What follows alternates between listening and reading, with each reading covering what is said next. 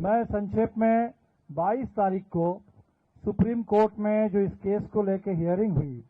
और उसमें जो चुनाव आयोग की ओर से गलत तर्क दिया गया, थोड़ा उस पर आपका ध्यान खींचना चाहता हूं। सुप्रीम कोर्ट में ये कहा गया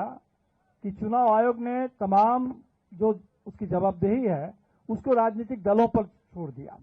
और कहा गया कि बिहार में ये 1.5 लाख बीएलए क्या कर रहे हैं। तो सबसे पहली बात तो हमें लगता है कि ये चुनाव आयोग की रिस्पॉन्सिबिलिटी है कि एक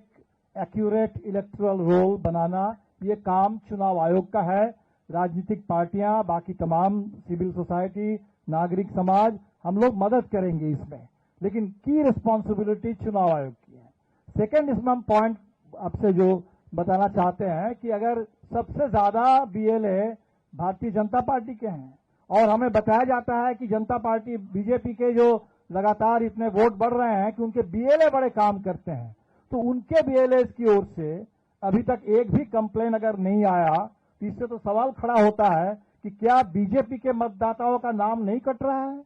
क्या पूरे बिहार में जो जिनको जिंदा मतदाताओं को मुर्दा घोषित किया गया उनमें से एक भी कोई बीजेपी का नहीं है? क्या जो प्रवासी मजदूरों का वोट काटे जा रहा है उसमें कोई बीजेपी के समर्थक नहीं है? तो सवाल तो इसी से उठता है कि बीजेपी अगर खामोश है इस पूरे सवाल को लेकर, और ये पूरी प्रक्रिया